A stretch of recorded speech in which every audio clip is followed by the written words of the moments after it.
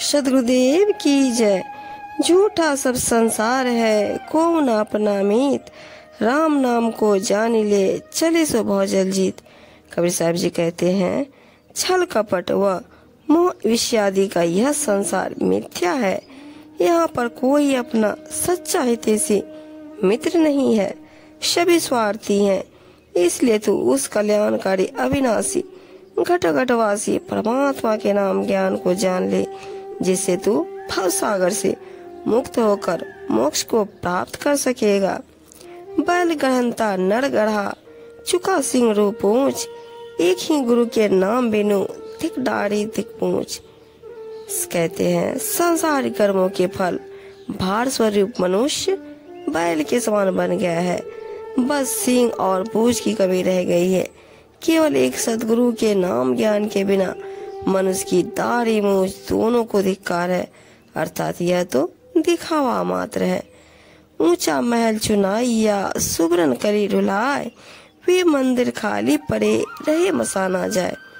कहते हैं, बहुत सोच विचार कर अपनी सुरक्षा तथा सुविधा के लिए ऊंचा महल बनवाया। उसमें सुंदर सुनहरे रंग के बेल बूटे ढलवाए, परंतु एक ऐसा समय आया कि वे महल मंदिर सब खाली पड़े रह गए। उनको बनवाने वाला लोग महलों को त्याग कर शमशान में जा बसे, अर्थात वे सब काल के हाथों मरकर शमशान पहुंच गए। इसलिए कोई भी युक्ति उपाय करो, काल से नहीं बच सकते। मोर तोड़ की जेवरी गलबंधा संसार, दास कबीरा क्यों बंधे जाके नाम आधार। कबीर साहब जी कहते, मेरी तेरी अर्थात अहंता ममता रूपी रस्सी से संसार भर के अज्ञानी जनों का गला बंधा हुआ है। साहब जी कहते हैं, जो सदगुरु के सेवक है वे इस रस्सी में क्यों बंधे, उन्हें तो सदगुरु के नाम ज्ञान का सहारा है। मन मुआ माया मोई, संशय मुआ शरीर, अविनाशी जो ना मरे तो क्यों मरे कबीर। जिनका मन मर गया, माया मर गई और शरीर के अभिमान संशय मर गए, वे अविनाशी चेतन आत्म स्वरूप में स्थिर हो गए।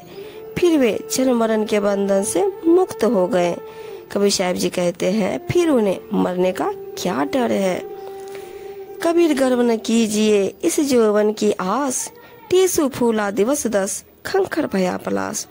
कबीर जी कहते हैं, अहंकार न करो, इस यौवन की क्या आशा और क्या विश्वास। यह भी टेसु के फूल की तरह 10 दिन के लिए ही सुशोभित है, फिर झड़कर खाली ठूंठ खंगर रह जाएगा। इसी प्रकार युवा स्तर थोड़ी समय ही दिखाई देती है। जन्मे मन विचारी के कूड़े काम निवारी, जिन पंथा तो ही चालना सोई पंथ संवारी। कबीर साहब जी कहते हैं, जन्म मरण जीव के कर्म फल भोगने के लिए है। ऐसा विचार कर सब पाप कर्मों को छोड़ दो, क्योंकि कर्मानुसार ही सुख दुख के फल सहने पड़ते हैं। अब जिस कल्याणकारी मत पंथ पर तुम्हें चलना है, उसको अच्छी तरह संवार लो। खलक मिला खाली हुआ, बहुत किया बकवाद, बांझ हिलावे पालना, तामे कौन सा बात। साहब जी कहते हैं, सांसारिक विषयों में डूबे हुए लोग मिले और बिना सत्य ज्ञान आचरण के मिथ्या वाद विवाद करें तो सब कुछ व्यर्थ है। यह तो ऐसे ही हुआ जैसे कोई बांझ स्त्री बिना बच्चे के खाली पालना हिलाती रहे। इसमें क्या आनंद मिलेगा। मौत भी सारी बावरी, अचरज किया कौन, तन माटी में मिल गया ज्यों आटा में लोन। ही पगली, तू मृत्यु को क्यों भूल गई। मृत्यु की होने वाली दशा पर तुझे किसने आश्चर्य में डाल दिया। इस शरीर में प्राण निकलते ही यह शरीर मिट्टी में इस प्रकार मिल जाएगा जैसे आटे में नमक मिल जाता है, अर्थात मृत्यु का चक्र जगत में ऐसे ही चलता है। घर रखवाला बाहिरा, चिड़िया खाई खेत, आधा पर्दा उबड़े, चेती सके तो चेत।